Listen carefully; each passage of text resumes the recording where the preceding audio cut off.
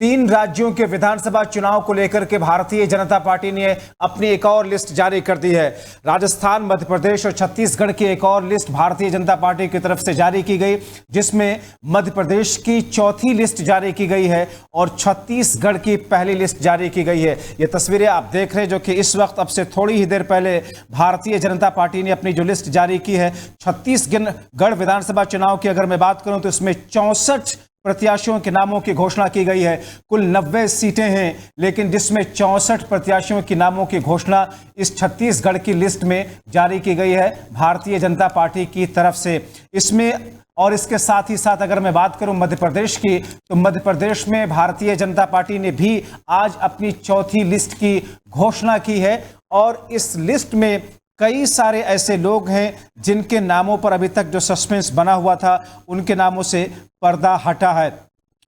आपको बताएं कि इस पूरी लिस्ट की एक्सरसाइज पिछले कुछ दिनों से चल रही थी। जैसे कि मध्य प्रदेश की गोविंदपुरा की बात करें, श्रीमती कृष्णा गौड़ को दिया गया है।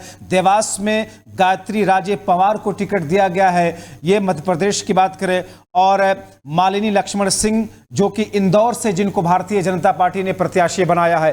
तो कुछ इस अंदाज में भारतीय जनता पार्टी ने अपनी लिस्ट जारी की है। और इसके साथ ही साथ अगर मैं छत्तीसगढ़ की बात करूं, छत्तीसगढ़ में 90 में से 64 लोगों के नामों की घोषणा की गई है, जिसमें कि शिव कुमारी चौहान जो है सारंगढ़ से हैं। इसी तरीके से गोमती साई जो कि सांसद है मौजूदा वक्त में, उन्हें भारतीय जनता पार्टी ने पथल गांव से लिस्ट में नाम की उनको जगह दी है, उनको आज प्रत्याशी के तौर पर घोषणा की गई। हमारे सहयोगी इस वक्त जो कि छत्तीसगढ़ से जुड़ रहे हैं, श्री प्रकाश तिवारी। श्री प्रकाश, भारतीय जनता पार्टी ने अब से थोड़ी ही देर पहले अपनी प्रत्याशियों की लिस्ट जारी की है। छत्तीसगढ़ में 64 लोगों की लिस्ट जारी की, यानी कि 90 में से 64 लोगों की लिस्ट जारी की गई।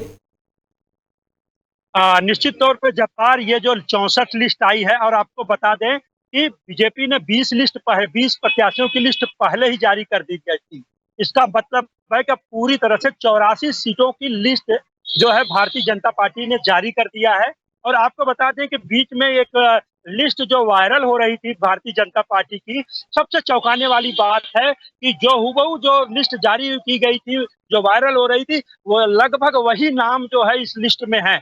तो कहीं ना कहीं भारतीय जनता पार्टी ने वो वायरल लिस्ट कराई थी, उसमें ये जानने की कोशिश की थी कि इन प्रत्याशियों को लेकर कितना विरोध होगा। हालांकि ज्यादा विरोध नहीं हुआ, यानी भारतीय जनता पार्टी को लगा कि ये जो प्रत्याशी हमने मैदान में उतारे हैं, ये सही प्रत्याशी हैं। और उन तमाम प्रत्याशियों के नाम की सूची अभी उन्होंने कुछ देर पहले ही जारी की। तो निश्चित तौर पर भारतीय जनता पार्टी ने 84 जो है टोटल अपने प्रत्याशियों के नाम जो है जारी कर दिए। जो 6 प्रत्याशियों के नाम में अभी सहमति नहीं बन पाई, लेकिन वो भी लिस्ट जल्द से जल्द आ जाएगी। निश्चित तौर पर जिस तरह ने भारतीय जनता पार्टी ने लिस्ट जारी करके कांग्रेस जी, अब जाहिर तौर पर अब इस वक्त प्रदेश में चुनाव की न सिर्फ घोषणा बल्कि उनकी तैयारियों को लेकर के पिछले काफी महीनों से हम लोग देख रहे हैं। और आज ही चुनाव आचार संहिता लागू की गई है, चुनाव आयोग की तरफ से प्रेस कॉन्फ्रेंस की गई। और ऐसी स्थिति में छत्तीसगढ़ की, जैसा कि मैं बात कर रहा था और इसमें हमारे सहयोगी बता रहे थे कि छत्तीसगढ़ में पहले जो 20 लोगों की लिस्ट जारी की गई और इसके बाद में अब 64 लोगों की लिस्ट जारी की गई है। अब आने वाले वक्त में तैयारियों को लेकर के क्या कुछ चीजें दिखेंगी, वो देखना बहुत महत्वपूर्ण होगा। इसी के साथ साथ में मध्य प्रदेश की भी आज जो लिस्ट आई है, जिसमें भारतीय जनता पार्टी ने अपने प्रत्याशियों के नामों की मध्य प्रदेश की घोषणा की है, उस मध्य प्रदेश की अगर लिस्ट की मैं बात करूं तो मध्य प्रदेश में आज 57 लोगों की लिस्ट जारी की है। यानी कि पहले 3 लिस्ट जारी की गई थी, 2 लिस्ट, और उसके बाद में एक अलग से एक नाम की घोषणा की गई थी। और अब जबकि दोबारा से जो लिस्ट आई है, यानी कि चौथी लिस्ट मध्य प्रदेश से आई है, जिसमें कि आज 57 लोगों के नामों की घोषणा की गई है। तो कुछ इस तरीके से भारतीय जनता पार्टी ने लगभग अपने प्रत्याशियों के नामों की घोषणा कुछ इस अंदाज में कर दी है। यानी कि अब जो स्थिति वहां पर है उसको लेकर के किस तौर पर आगे की रणनीति जमीनी स्तर पर जमीन पर उतारने में बीजेपी और उनके प्रत्याशी लगते हैं। लेकिन एक अंदेशा जो, जैसा कि हमारे सहयोगी श्री प्रकाश बता रहे थे कि पहले जो एक सोशल मीडिया पे लिस्ट जारी हुई थी जिसे बोगस बताया गया था और जिसे ये कहा गया था कि ये आधिकारिक लिस्ट नहीं है, लगभग हूबहू कुछ वैसी ही लिस्ट देखने को मिली है।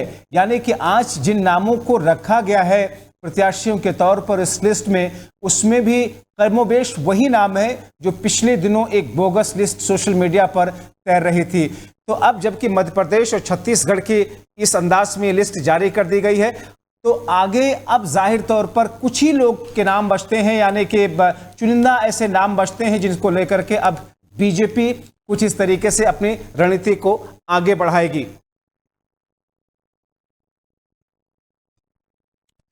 तो ये लिस्ट जो कि रही मध्य प्रदेश और छत्तीसगढ़ की,